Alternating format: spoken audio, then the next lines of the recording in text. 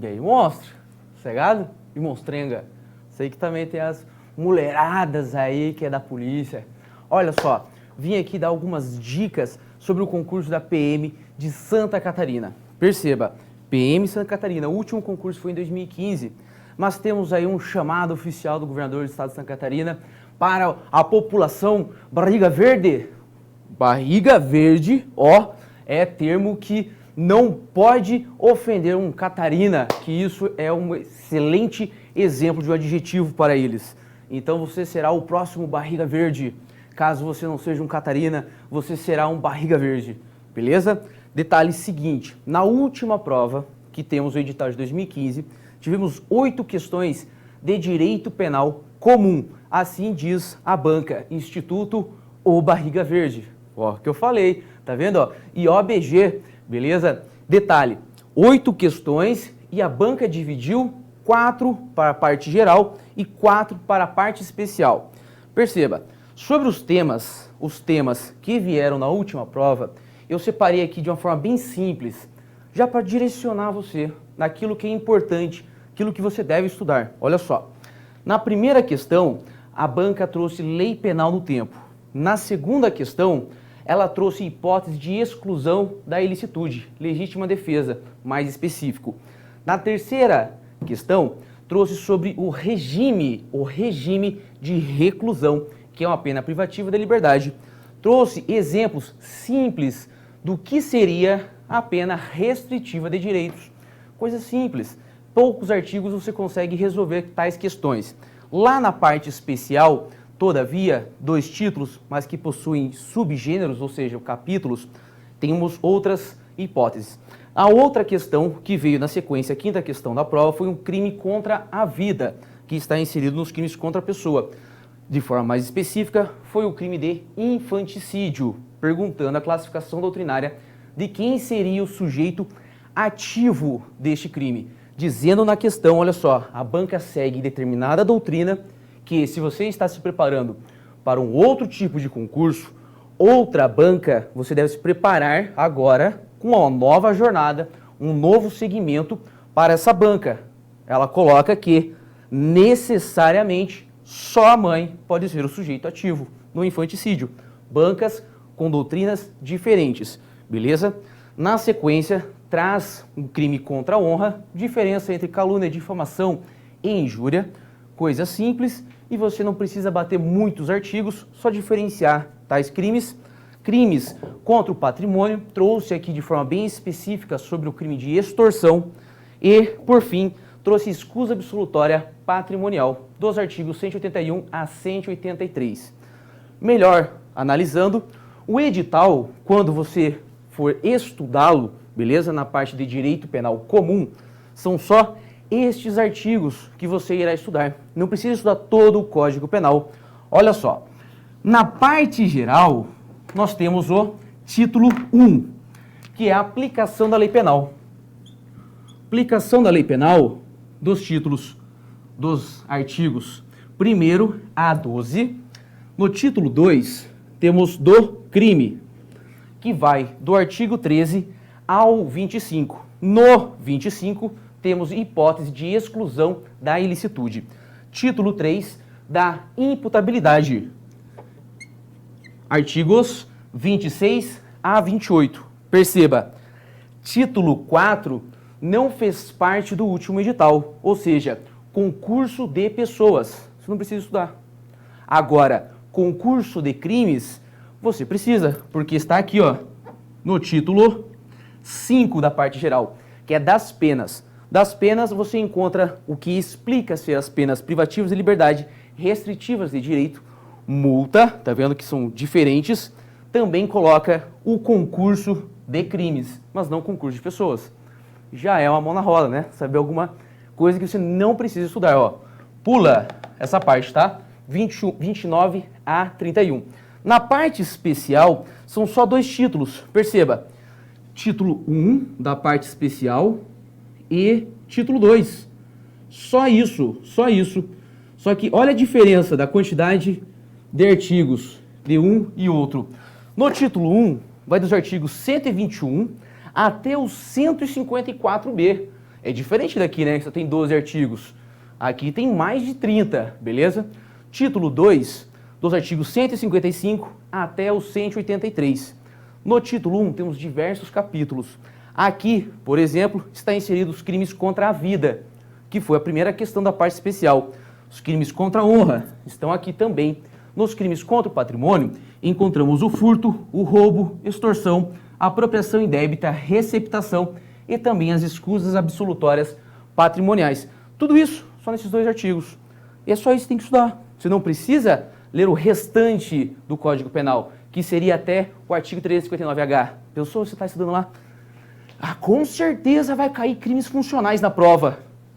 Nesse edital não veio crimes funcionais. Não veio o crime praticado por funcionário público contra a administração pública, que sempre cai. Aqui não caiu. Pô, Rafa, mas por quê? Temos o Código Penal Militar. Perceba. Então o militar vai ser responsabilizado onde? Lá no seu na própria lei especial dele, Código Penal Militar. Por conta disso. E aqui é para ele prender as pessoas em si.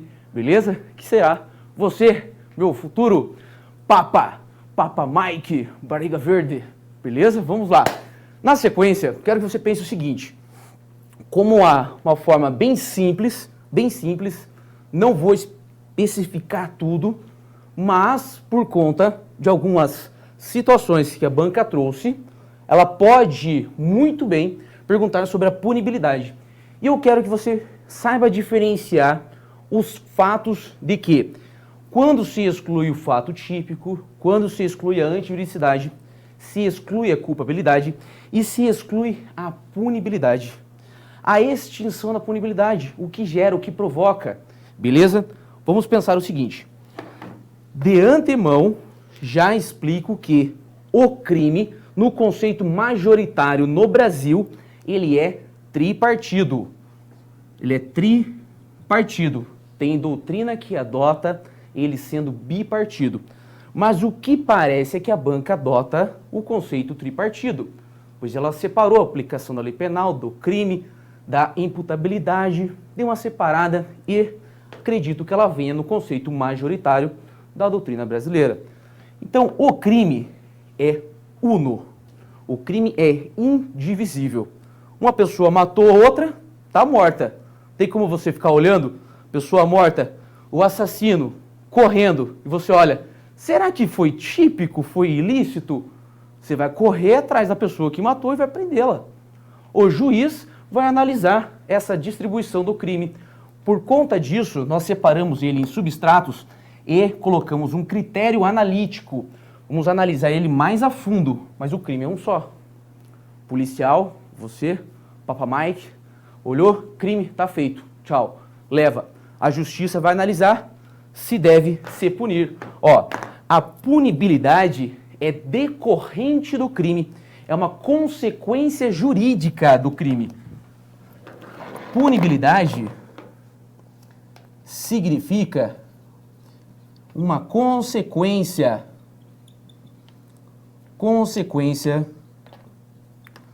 jurídica.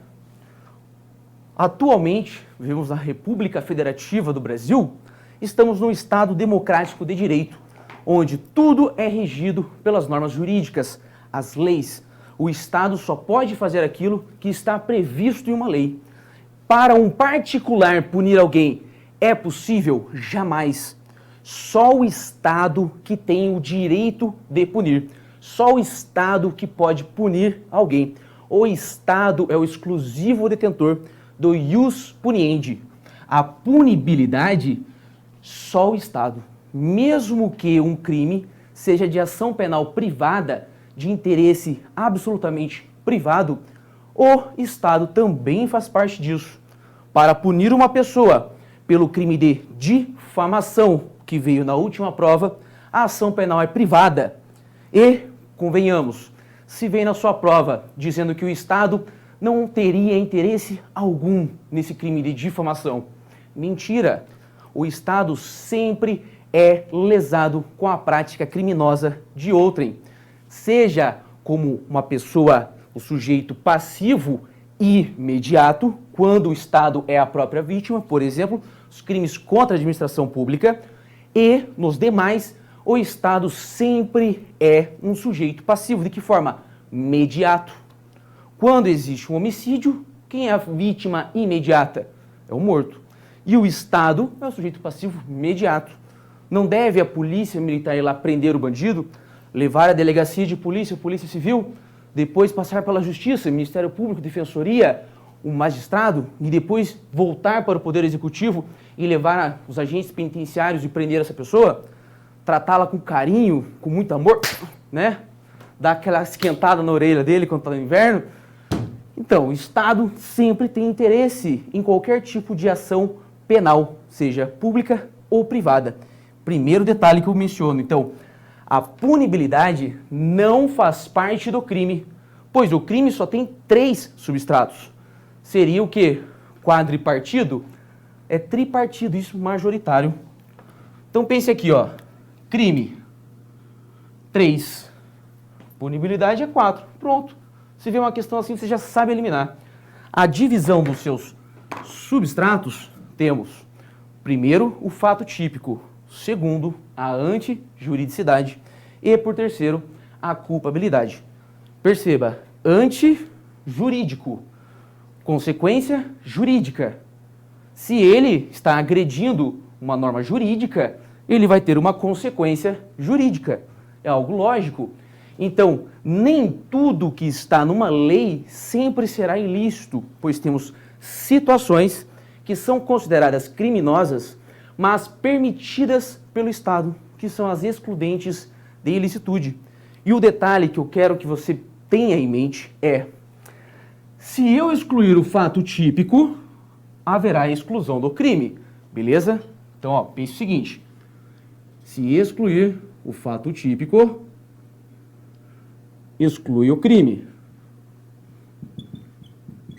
Exclui o próprio crime. Se excluir a antijuridicidade, também se exclui o próprio crime. Se excluir a antijuridicidade, exclui o crime. Agora vem aquela pergunta que sempre derruba nos nossos estudos iniciais. E se eu excluir a culpabilidade, excluirá o crime? Não. Pois, por quê? Por conta disso que parte da doutrina entende ser o crime bipartido, mas a majoritária, tripartido. Se excluir a culpabilidade, não haverá a exclusão do crime, haverá a isenção da pena. Ou seja, o agente será isento de pena. A consequência jurídica para cada situação é diferente. A culpabilidade deve dar um início a uma ação em si e o juiz, ao final, irá absolver a pessoa. Beleza? Agora aqui em cima, exclui o crime. Não, não existe conduta, não existe nada. Exclusão do fato típico, exclusão da tipicidade, exclusão do crime. É diferente, beleza? Então, exclusão do crime, excludentes de tipicidade, ó, fato típico, tipicidade. Excludentes de tipicidade, excludentes de antijuridicitude significam que haverá exclusão do crime. Todavia, as excludentes da culpabilidade não haverá exclusão do crime, mas sim a isenção da pena. E se a pessoa tiver a exclusão da punibilidade? 2 situações. Primeira situação: existiu um crime, mas prescreveu. O Estado não irá mais punir. Prescreveu, nem dá início à ação. Ou então, ao final da ação, o Estado, o juiz, determina a sentença, a pessoa está lá cumprindo sua pena, beleza? Está lá na penitenciária, cumprindo a sua pena, a pena penitenciária, e acontece uma situação, por exemplo, de uma abolício criminis, que é a exclusão do próprio crime. Mas a pessoa está presa. O que ocorre a ela? Ocorre a exclusão da punibilidade e ele será liberto. Haverá a exclusão das consequências penais, mas não dos efeitos extrapenais. Então perceba, excludente de tipicidade, excludente de ilicitude ou antijuridicidade, excludentes de culpabilidade, excludentes de punibilidade possuem efeitos diferentes. A única que possui um efeito igual é aqui, ó, no 1 e no 2. Forma simples, para não cair em prova, vou colocar aqui um sinônimo. Sinônimo de fato típico, para alguns doutrinadores, é tipicidade. Todavia, entre os elementos do fato típico, nós temos também a tipicidade. Então, pode trazer exclusão do crime, exclusão do fato típico, excludente de tipicidade. Qual é o resultado? Exclusão aqui, ó, do crime, beleza? Aqui embaixo, antijuridicidade, sinônimo, ilicitude. Se é ilícito, é contrário à lei, ó, antijurídico, beleza? São sinônimos. Para a culpabilidade, não temos. Mas eu gosto de colocar aqui que a culpabilidade significa o juízo de reprovação, que é a pessoa entender que aquilo era uma conduta reprovável. Pode uma pessoa ter ódio, praticar uma conduta, achar que não era reprovável, beleza? Então aqui seria analisar se a pessoa é louca, se ela está sendo coagida, se ela compreendia as normas. É isso. O juízo de reprovabilidade, pensa o seguinte, tira o O, quem analisa? O juiz. Olha que simples. Vamos analisar pelo meio. Antijuridicidade. Todo fato antijurídico também é típico. Todo fato antijurídico também é típico. Rafa, mas as excludentes? Retirando as excludentes de antijuridicidade. Perceba, todo fato antijurídico, retirando-se as excludentes de licitude, é também típico. Se vem em prova, você vai dizer que é o quê? Correto? Que seria afirmativa essa questão que eu acabei de passar. As excludentes de antijuridicidade, ou seja, que é uma conduta atípica, mas permitida pela lei, de forma básica, de forma genérica, vou colocar aqui, ó, as normas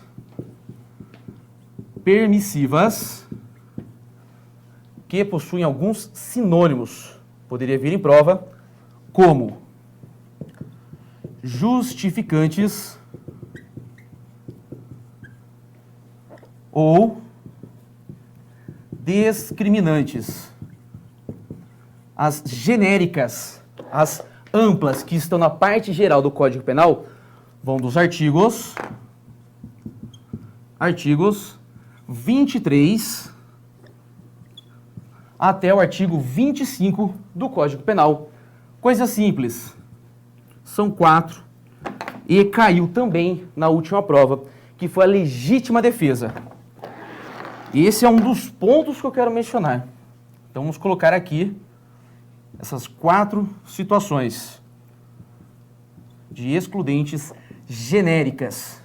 Para essas excludentes genéricas, temos o estado de necessidade,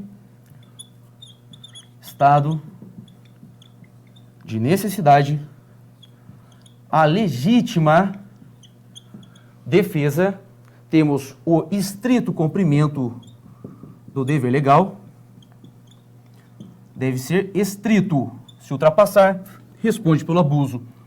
Normalmente, servidores públicos, estrito cumprimento do dever legal, e o exercício regular de direito. Básico. Só vou colocar aqui um detalhe simples. Um agente policial, Papa Mike, você, Barriga Verde, está numa situação de perseguição a assaltantes de um banco e eles começam a atirar contra você. Está você e seu colega na viatura. Você é o da direita, seu colega motorista, você joga só o corpão para fora aqui, tira aquela espingarda calibre 12 punhetada, pá, dá aquela punhetada, mira nos caras lá, pá, dá aquela punhetada na cabeça deles, mata o bandido que queria te matar. Você está, pergunta, sabe que tua prova é de A, B, C, D, né? Diz assim, esse agente de polícia, nesta situação que estava em serviço, ele está em, letra A, está na necessidade, letra B, legítima defesa, letra C, estrito cumprimento do dever legal, letra D, exercício regular de direito, sua opção, seu gabarito, legítima defesa. Ô louco, Rafa, mas ele não estava em serviço? Não era estrito como um dever legal? Ele não tinha que cumprir o dever dele de polícia? Mas não tem uma norma que manda ele matar. Só no Brasil se admite a pena de morte se estiver com a guerra declarada. Não estando nessa situação, que até o momento da sua prova, Papa Mike, não estamos com a guerra declarada, talvez implícita, mas não declarada, não pode o agente de polícia fazer isso. Não é uma norma que tem na lei para ele matar. Ele está em legítima defesa, ele está repelindo injusta agressão atual e iminente, com os meios necessários, que era o que ele tinha na mão, que era aquela calibre 12, e ele deu aquela punhetada no cara e matou o bandido. Outro detalhe, estado de necessidade para o Código Penal é só atual. Só atual. Se vem em prova, falou, segundo o Código de Penal brasileiro, o direito penal comum, está de necessidade atual. Legítima defesa atual ou iminente. Atual ou iminente. Também a possibilidade, de estar para acontecer, beleza? Embora a doutrina admita isso para estar em necessidade, o nosso Código Penal não possui para estar em necessidade. Estar em necessidade, só atual. Perigo para estar em necessidade. Perigo, beleza? Situações de perigo. E legítima defesa, repelir injusta agressão. Agressão, seres humanos. Então, legítima defesa é só contra seres humanos. Mas e se um adestrador mandou atacar, pegou um cachorro violento e falou, pega o mineirinho que tá filmando, arranca a cabeça dele, manda atacar. É uma arma dele, um instrumento dele. Você está agredindo o próprio instrutor que mandou atacar, beleza? Então aqui, legítima defesa, nós temos a injusta agressão que se refere aos seres humanos. E chegamos a essa belíssima dica, na verdade. Queria poder dar uma aula gigantesca para você, mas só queria dar esse norte para o seu estudo e assim espero que você possa acertar as questões e, futuramente, que você seja um Papa Mike barriga verde e me convide aí para tomar uma gela na beira da praia, beira-mar. Sou parceiro, tamo junto e até a próxima!